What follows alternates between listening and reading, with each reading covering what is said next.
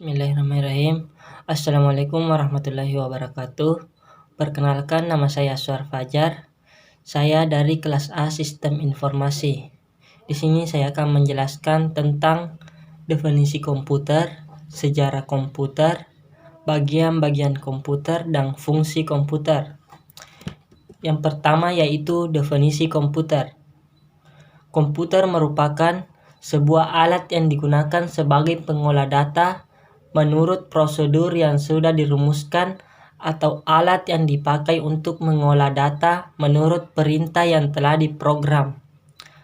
Berikut ini merupakan definisi komputer dari para ahli. Yang pertama, Robert H. Blismer menyatakan bahwa komputer adalah suatu alat elektronik yang mampu melakukan beberapa tugas, antara lain menerima input, memproses input tadi sesuai dengan programnya, menyimpan perintah-perintah dan hasil dari pengolahan, dan menyediakan output dalam bentuk informasi.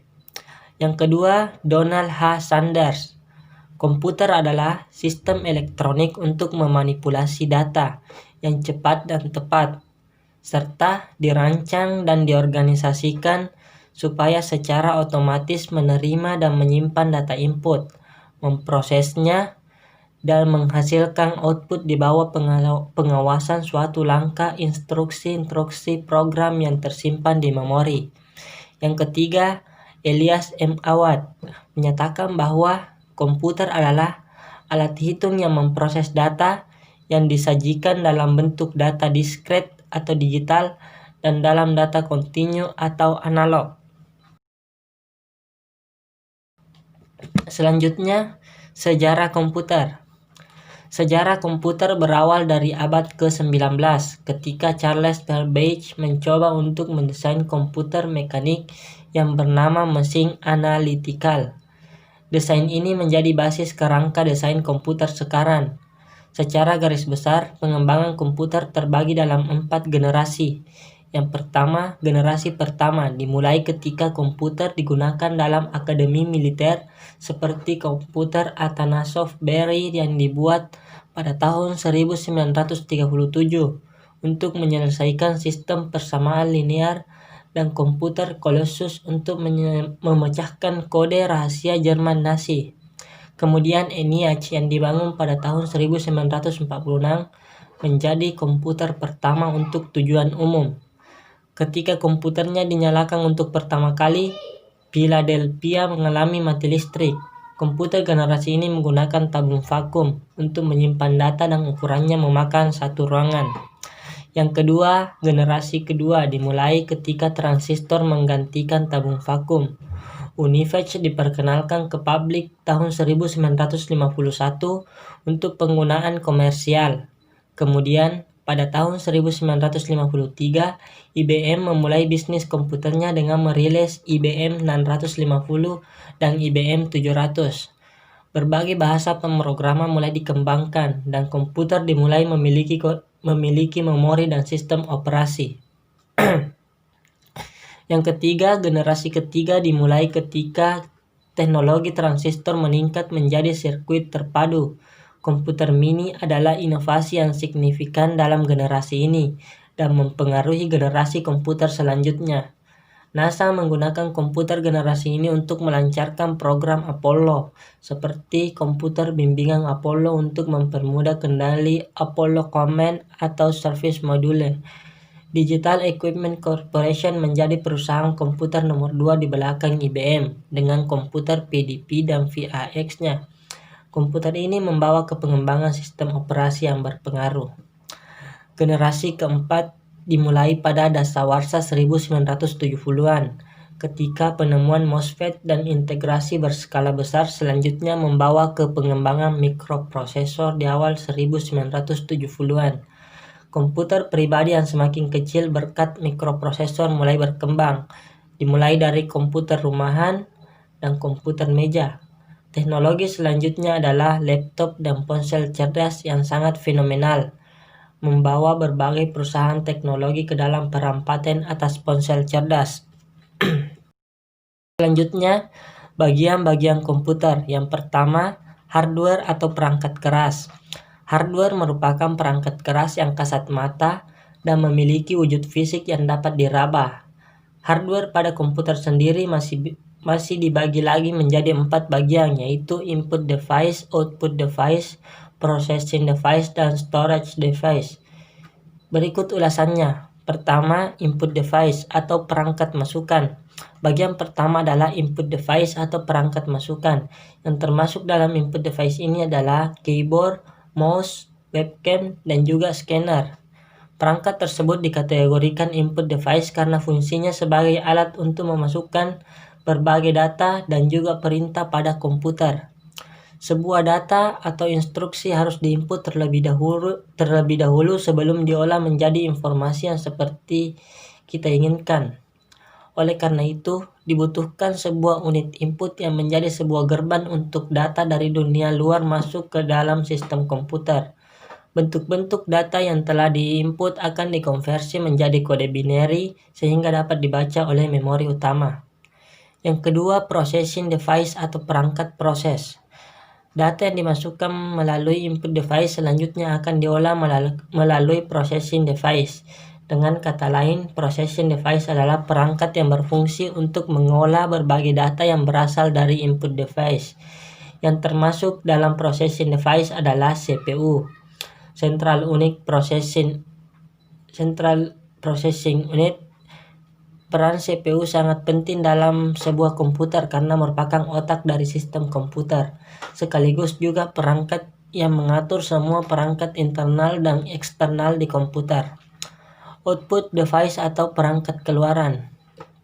Perangkat keluaran atau output device adalah perangkat yang memberikan atau mengeluarkan hasil dari data yang masuk dan telah diproses.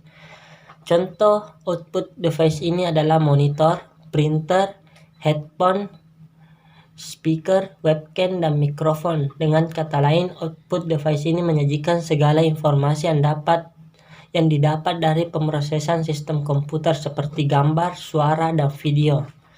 Storage device atau perangkat penyimpanan. Perangkat terakhir pada hardware adalah perangkat penyimpanan. Sesuai dengan namanya, perangkat ini adalah alat yang digunakan untuk menyimpan berbagai data. Storage device sendiri terdiri dari dua macam, yaitu internal storage dan external storage.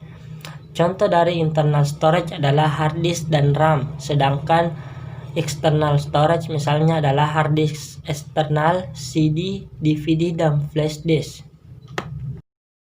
Selanjutnya, bagian komputer yang kedua, yaitu software atau perangkat lunak. Komponen sistem komputer selanjutnya adalah software. Berkebalikan dari hardware, software adalah komponen yang tak kasat mata. Software dalam komputer adalah komponen penting karena berperan menjalankan segala perintah yang masuk ke hardware. Software dapat diartikan juga sebagai suatu kumpulan data elektronik yang tersimpan dan diatur oleh komputer. Bisa berupa program ataupun koneksi untuk menjalankan berbagai macam instruksi perintah. Software dibagi menjadi 3, yaitu software sistem, software aplikasi, dan software tambahan. Software sistem merupakan software utama yang sangat penting karena bertugas mengatur komponen pada komputer secara menyeluruh. Contoh software diantaranya adalah Windows XP, Windows 2000, Windows 7, Windows 10, Linux, iOS, dan lain-lain. Software aplikasi adalah kategori untuk software yang digunakan oleh user untuk menyelesaikan sebuah tugas tertentu. Dalam hal ini dikatakan bahwa software aplikasi merupakan software pelengkap pada komputer yang digunakan sebagai sarana pengolahan data. Contohnya adalah web browser, software office, game, dan lainnya.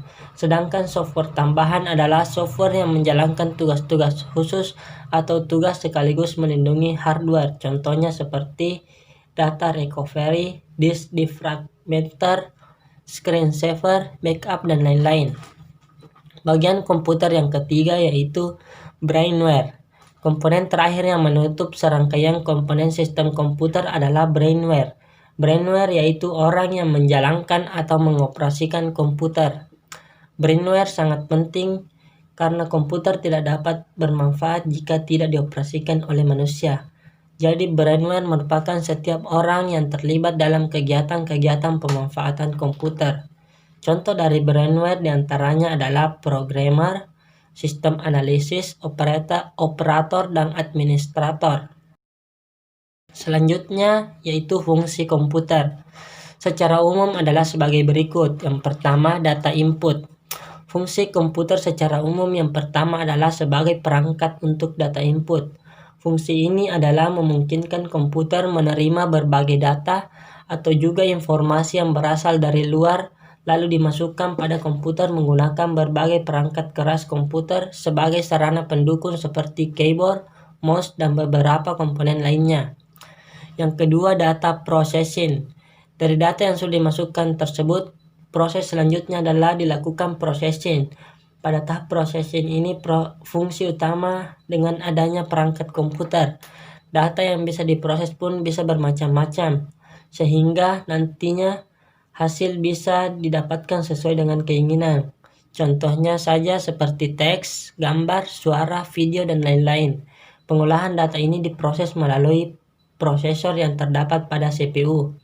Fungsi dari prosesor itulah yang membuat komputer dapat menjalankan berbagai macam pengolahan data. Yang ketiga, data storage.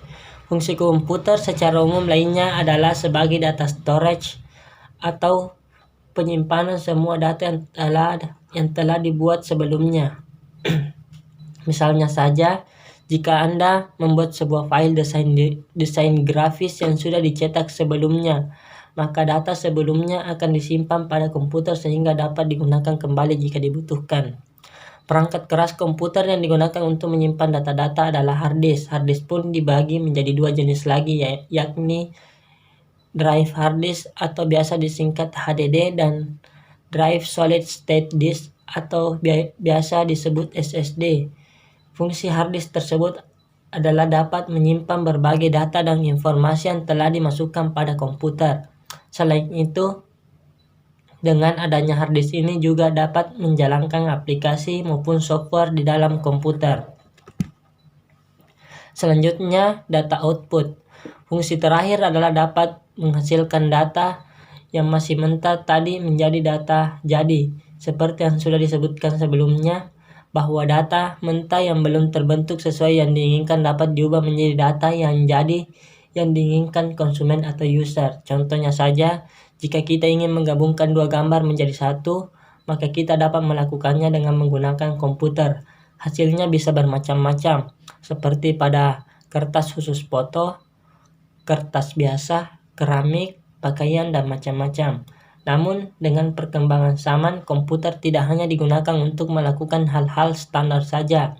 Beberapa fungsi komputer yang saat ini menjadi hal yang umum adalah sebagai berikut. Yang pertama, fungsi bisnis. Perkembangan sistem informasi akuntansi membuat sejumlah perusahaan mulai menggunakan komputer untuk mengerjakan berbagai perhitungan dalam bisnis mereka. Contoh perangkat lunak aplikasi khusus dalam bisnis adalah software akuntansi. Dengan berbagai macam software akuntansi saat ini, fungsi aplikasi komputer untuk administrasi keuangan dan menjadi lebih mudah serta cepat. Hal ini tentunya sangat membantu mempercepat kinerja karyawan perusahaan.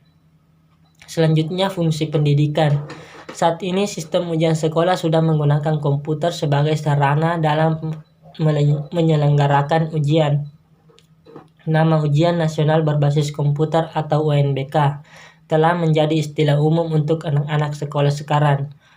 Peran teknologi dalam pendidikan semakin dirasakan oleh siswa, guru, dan juga orang tua siswa itu sendiri. Sistem ujian dengan komputer dapat memberikan hasil yang lebih akurat serta cepat saat pengumuman hasil ujian dikeluarkan. Fungsi hiburan dan informasi. Komputer saat ini pun juga dapat digunakan sebagai sarana hiburan informasi. Kini kita dapat menonton film, mendengarkan musik, bermain game, sampai mendapatkan informasi juga dapat dilakukan melalui komputer yang terhubung dengan jaringan internet. Khususnya untuk jaringan internet, kita bisa mendapatkan berbagai macam informasi yang sesuai dengan keinginan kita. Begitu juga dengan film dan musik yang bisa kita akses melalui situs YouTube dan berbagai situs sosial media lainnya. Sekian dan terima kasih dari saya. Jika ada kesalahan kata mohon dimaafkan. Wabillahi taufiq wal hidayah. Wassalamualaikum warahmatullahi wabarakatuh.